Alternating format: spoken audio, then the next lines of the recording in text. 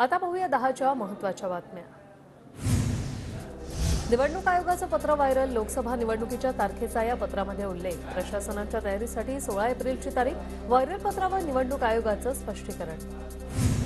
प्राणप्रतिष्ठेनंतर अयोध्येत रामभक्तांची अलोट गर्दी। दिवसभरात 3 लाख भाविकांनी घेतलं दर्शन।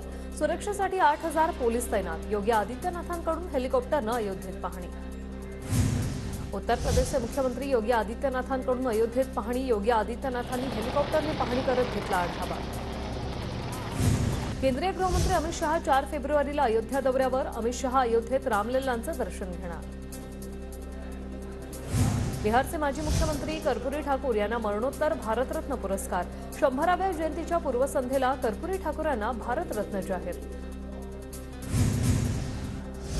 पाटग्यांना शिवसेनेवर बोलण्याचा अधिकार नाही। खासदार विनायक राऊत यांचा मंत्री शंभूराज देसाईंवर निशाणा। रवींद्र वायकर आज ईडी चौकशीला गैरहजर। जोगेश्वरी भूखंड घोटाळा प्रकरणी सध्या वायकरांची ईडीकडून चौकशी। किशोरी पेडणेकरांना कथित बॉडी बॅग घोटाळा प्रकरणात 14 फेब्रुवारीपर्यंत मुंबई हायकोर्टाचा दिलासा। 14 तारखेपर्यंत कोणतीही सक्तीची कारवाई न करण्याचे आदेश।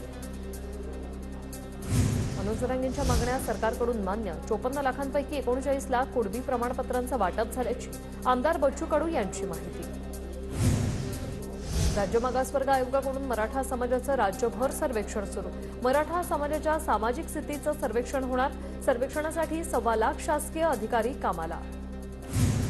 5 दिवसात घरोघरी जाऊन सर्वेक्षण करणं शक्य आहे का? गट करून अभ्यास केला तर खरं सर्वेक्षण होईल, अन्यथा सर्वेक्षणाबद्दल लोकांच्या मनात शंका निर्माण होणार। बबनराव तायवाडेंचं वक्तव्य।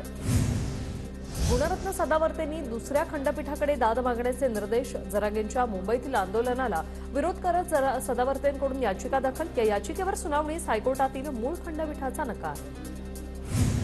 अहमदनगरला येत्या 3 तारखेला मंत्री छगन भुजबळांच्या उपस्थितीत ओबीसी महाएल्गार मेळाव्याचं आयोजन। मेळाव्याची जय्यत तयारी सुरू। जरांगेंच्या पायी यात्रेचा 4था दिवस। आरक्षणाच्या मागणीसाठी जरांगेंचा लढा सुरूच। मोर्चा सुरू असतानाच गाडीवर बसून जरांगेंनी केलं जेवण। पुणे लोकसभा लढण्यासाठी भाजपकडून इच्छुकांची यादी मोठी। माजी खासदार संजय काकडे पुणे लोकसभा निवडणूक लढण्यासाठी इच्छुक।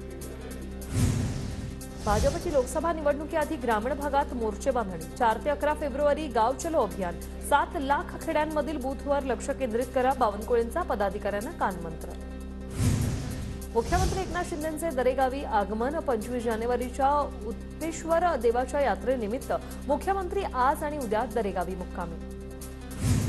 सिंधुदुर्गच्या वैभववाडीत ठाकरे गटाच्या पदाधिकारी कार्यकर्त्यांचा भाजपात प्रवेश। कणकवलीत आमदार नितेश राणेंच्या उपस्थितीत झाला पक्षप्रवेश।